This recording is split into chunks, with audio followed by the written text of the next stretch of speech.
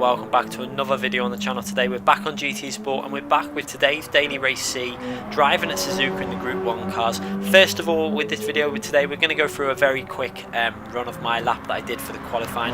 It was P1 on the top 10 stars for quite a while. I think it's probably down to top 5 or so now, I'm not too sure, haven't actually checked, but you can see there my previous lap was 141.128 and this view is really starting to help me now. I'm really starting to feel where I can push these cars harder every single day.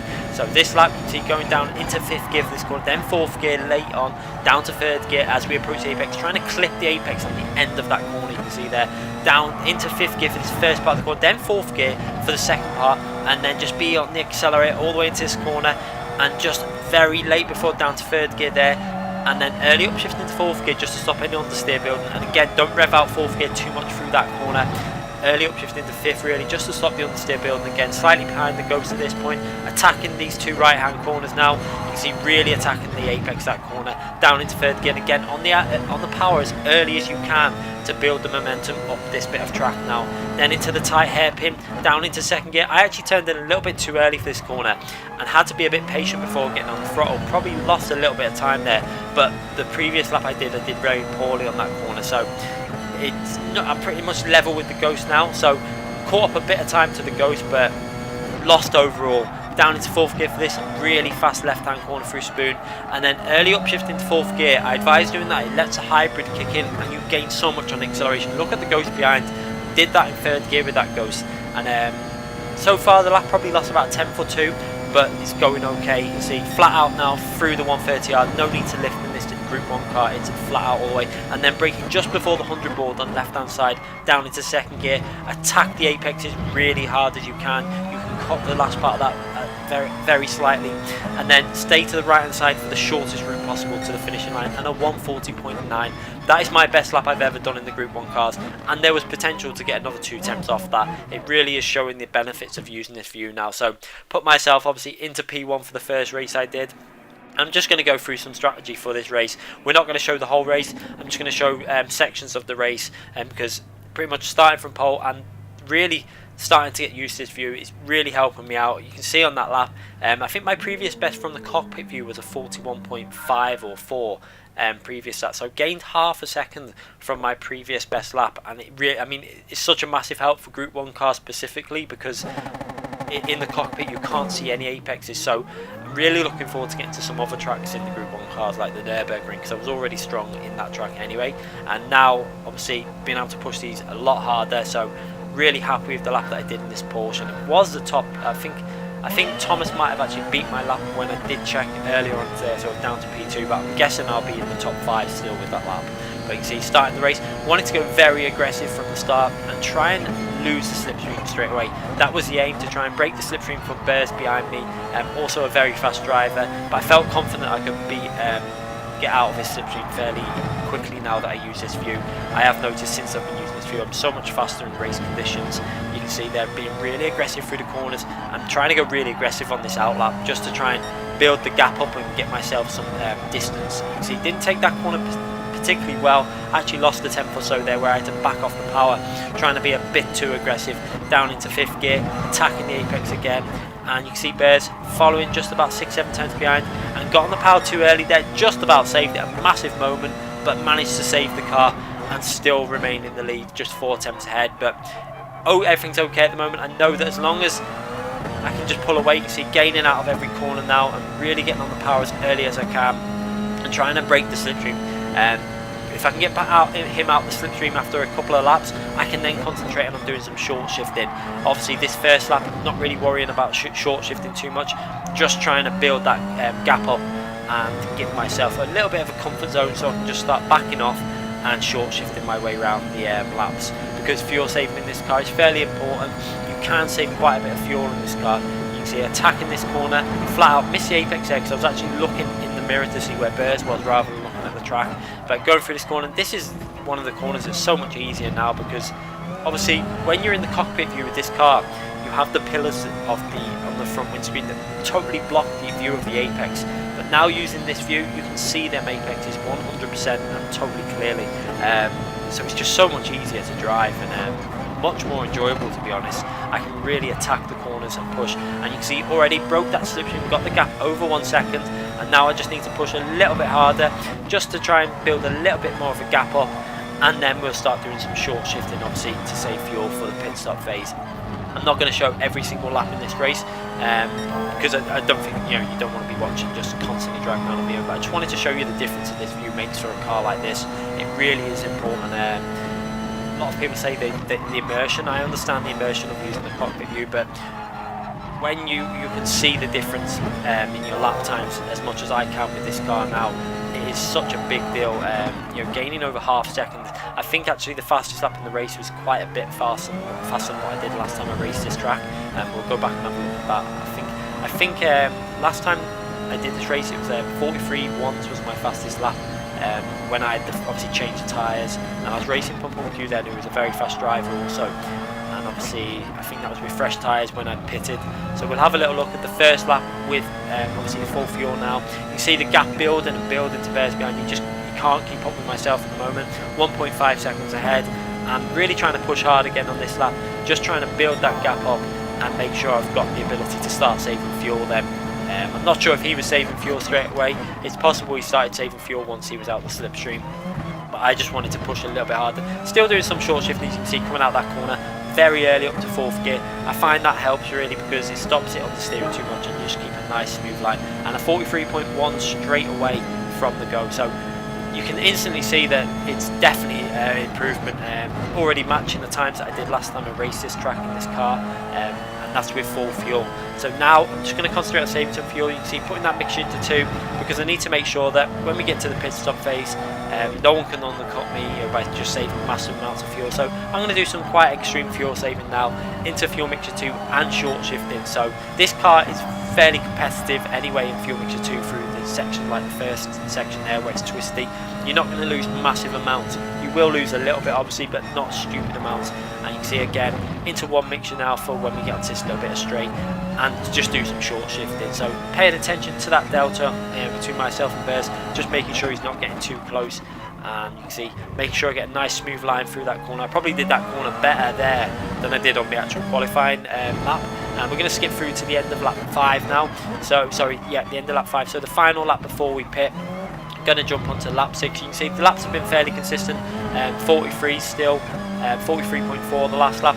And that's with doing a lot of fuel saving. So it really is making a difference. This lap of 44.1, I think I did quite drastic saving on that lap. I think I went down to mixture 6 for the end of the straight, just to really start bringing the fuel back, because on lap 1 and 2 I went very aggressive, so I knew I needed to bring that fuel back into play to be fairly equal to the drivers behind me.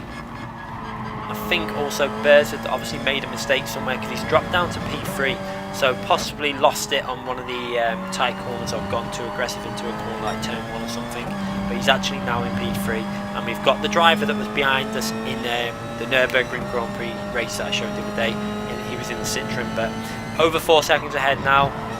Obviously I'm in a bit better car now because I can choose the car that I'm racing, so a little bit further ahead, and I'm just saving the fuel. Mixture 2 again, concentrating on mixture 2. I didn't want to go to mixture 3 or anything, because mixture 3 on the straights would lose you quite a bit of time. Mixture 2 isn't too bad, it will lose you time, but it's not a massive amount of time.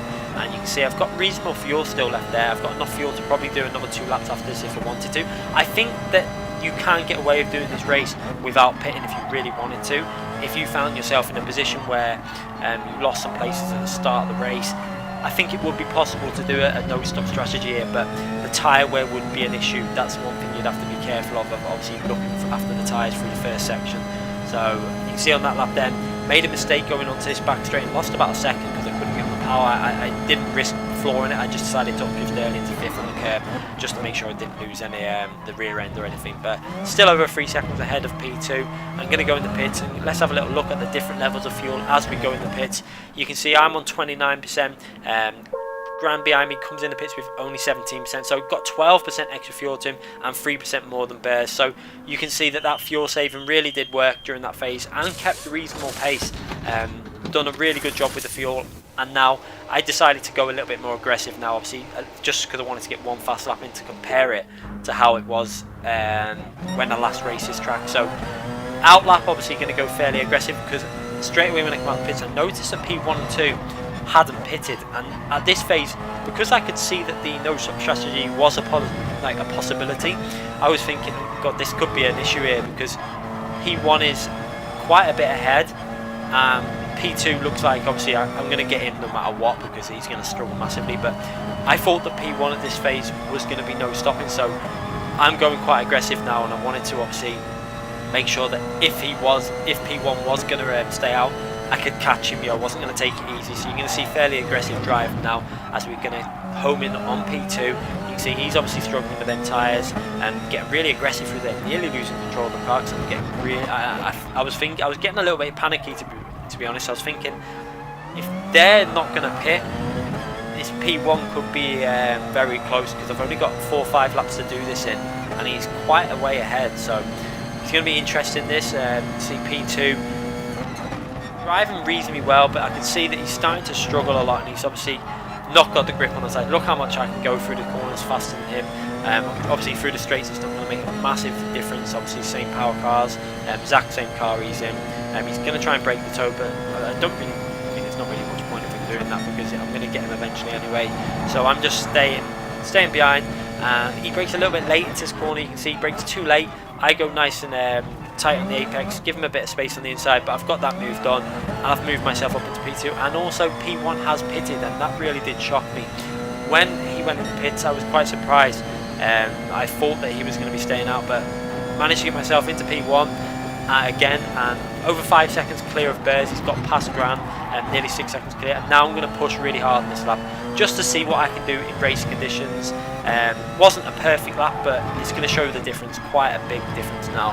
See, driving fairly aggressively through this section, hooking these corners up fairly well. I did this section reasonably well. You can see playing with the gears, it really does help to mess around with the gear shifts through these sections, just to get the front end to bite into the corners when you need it to. And now really attacking again on these 2 right hand corners, using some of the curb, and just swing it. I love the way you swing the car through that corner, and then early on the power into 4th gear and accelerating out. Now you can see a purple sector there, 3 tenths up on my previous best, down into 2nd gear, trying to hook this corner up. Miss the apex a little bit, but that's not a massive issue on that corner, because then you can square the car off a little bit earlier and get on the power nice and early.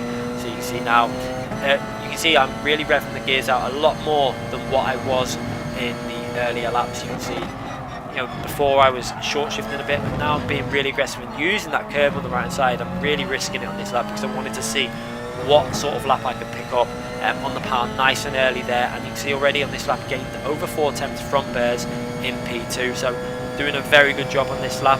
And let's see what the section split is. 7 tenths up already on the sector, and then going into the score. I braked a little bit late. You can see I really tried to be aggressive.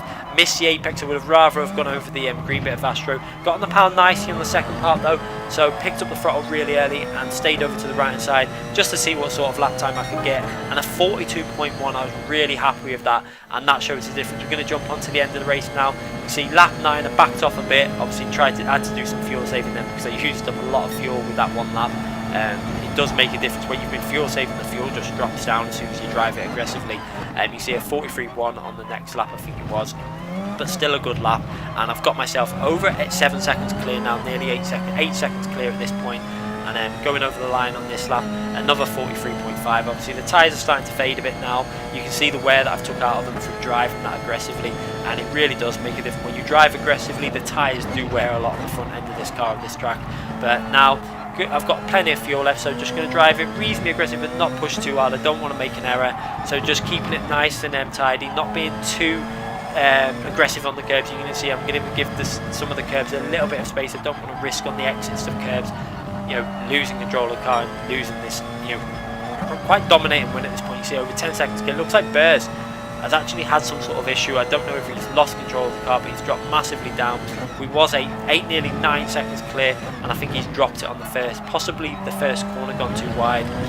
So a dominating win, performance so far, in the lead by quite a big margin, and driving really well, not taking any risks. It's going to be interesting. I'm not sure if I'm going to be able to get back on again later on today when obviously the faster players are on.